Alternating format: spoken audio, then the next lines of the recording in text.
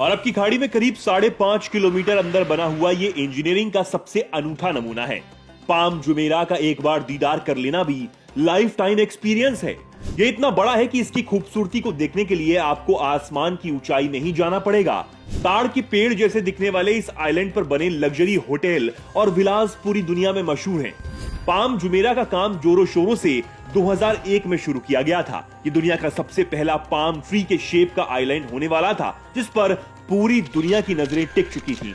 5 square kilometre के area में फैला ये इतिहास का ऐसा प्रोजेक्ट हुआ जिसे हमेशा याद रखा जाएगा। इस प्रोजेक्ट को जितने ही जोश और प्लानिंग के साथ शुरू किया गया था, इसको पूरा करने की पूरी कहानी उतने ही चैलेंजेस से भरी पड़ी है।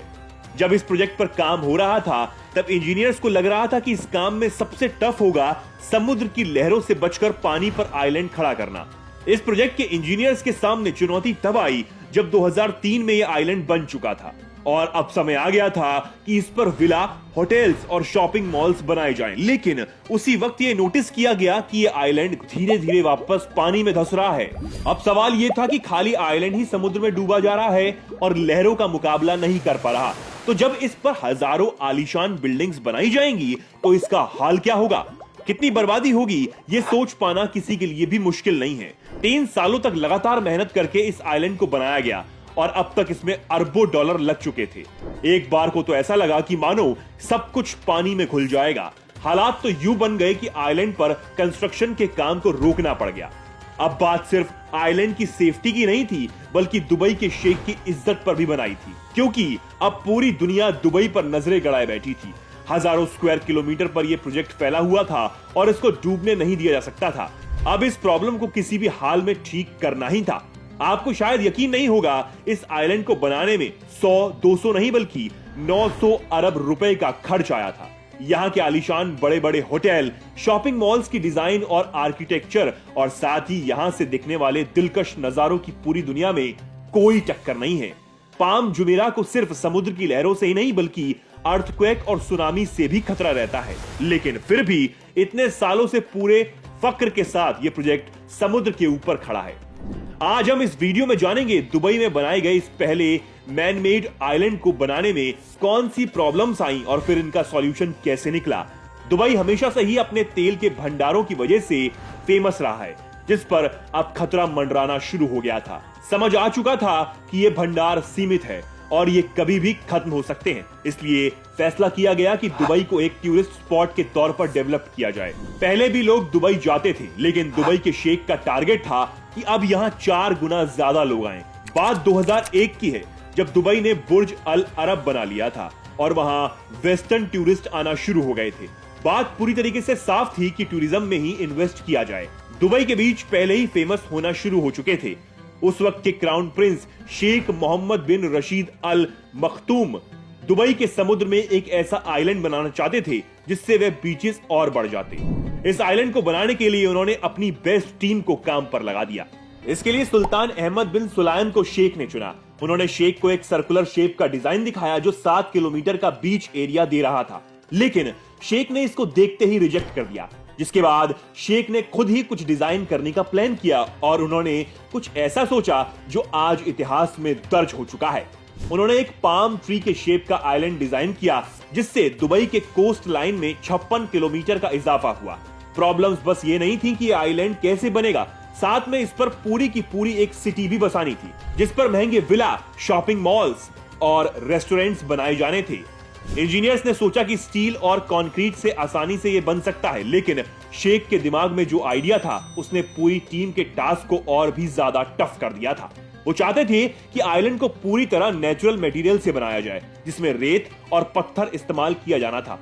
एक रिपोर्ट ये भी कहती है कि रेत और पत्थर इतने ज्यादा थे कि इससे 2.5 मीटर ऊंची ऐसी दीवार बन सकती है जो पूरी अर्थ का एक घेरा लगा सकता है। क्योंकि दिन रात इस आइलैंड को समुद्र की लहरों को झेलना था, इसलिए इस प्रोजेक्ट के लिए बेस्ट टीम चाहिए थी। इस काम को पूरा करने के लिए हॉलैंड की एक कंपनी से कॉन्ट्रैक्ट किया गया। अब आइलैंड को लहरों से बचाने के लिए पाम ट्री शेप के चारों तरफ पत्थरों से कर्व शेप का आइलैंड बनाए जाने का डिसीजन लिया गया, जिसे ब्रेक वाटर भी कहा जाता है। ये बॉर्डर लाइन तो बन गई, लेकिन डर ये था कि क्या ये सेफ होगा भी या नहीं, क्योंकि तूफान का खतरा अभी भी था। इंजीनियर्स पर प्रेशर बढ़ता जा रहा था और दुबई के शेख ने भी रिसर्च पर कम समय देते हुए प्रोजेक्ट जल्द शुरू करने का ऑर्डर दे दिया था। इतने बड़े प्रोजेक्ट को करने में आराम से 10 से 15 साल लगते हैं, लेकिन शेख ने सिर्फ 5 साल की डेडलाइन रखी थी। 2001 में प्रोजेक्ट को आउटर लाइन से शुरू किया गया, लेकिन उसी साल अमेरिका में वर्ल्ड ट्रेड सेंटर अटैक हुआ, जिसके बाद पूरी दुनिया खौफ में थी। लोगों में इतना डर बैठ चुका था कि उन्होंने ट्रैवल करना ही बंद कर दिया, वो भी खास तौर से छुट्टियों में, जिसमें दुबई को भी नुकसान हो रहा था। लाखों डॉलर पाम जुमेरा पर खर्च हो चुके थे और समझ नहीं आ रहा था कि इसका भविष्य क्या होने वाला है। लेकिन दुबई शेख ने पूरी टीम को सिक्योरिटी दी और इस काम को शुरू किया। इसके बाद टास्क था कि आइलैंड को बनाने के लिए रेत और पत्थर चाहिए, वो कहां से आएंगे?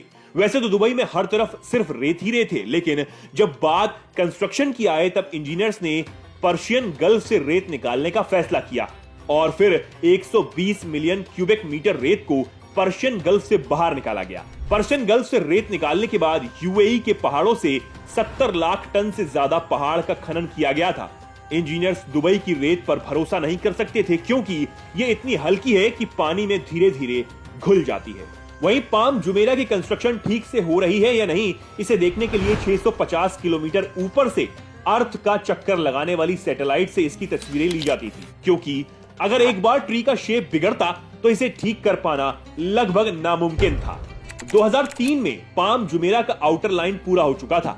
इसके एक महीने बाद पाम आइलैंड की एक गुड न्यूज आई। 1.5 करोड़ टन रेत से बनाई जाने वाली पाम ट्री की 16 ब्रांचेस भी अब पूरी हो चुकी थी। अब बारी थी इस पर शॉपिंग मॉल्स और होटल्स बनाने की। लेकिन तभी देखा गया कि आइलैंड की रेत लूज हो रही है। अगर इस पर मेटल रॉड्स और बिल्डिंग्स बनानी है तो बेस का सॉलिड होना बेहद जरूरी है। इस प्रॉब्लम से बचने के लिए इंजीनियर्स ने एक ऐसी हाइड्रोलिक ड्रिल मंगाई जो जमीन में जाकर अंदर वाइब्रेशन पैदा करती है। इस वाइब्रेशन से रेत के कण कॉम्पैक्ट हो जाते थे और जहां भी ड्रिल डाली जाती थी वो जगह सॉलिड हो जाती थी। ये एक्सपेरिमेंट काम कर गया और इसके लिए 2.5 लाख से भी ज्यादा सुराख करके 5 किलोमीटर तक फैले पूरे पाम आइलैंड को सॉलिड कर लिया गया था। जिस आइलैंड बनाने में 5 साल का वक्त लगना था वो सिर्फ 3 साल में बनकर तैयार था, जिसे बनने में 40,000 वर्कर्स की मेहनत थी। जनवरी 2009 में सारी बिल्डिंग्स बनकर तैयार हो चुकी थी और इसे अब सभी के लिए खोल दिया गया था और अब ये अपने आप में ही एक रिकॉर्ड बन चुका था। आपको पाम जुमेरा के कंस्ट्रक्शन की स्टोरी जानकर कैसा लगा, हमें कमेंट करके जरूर बताइए।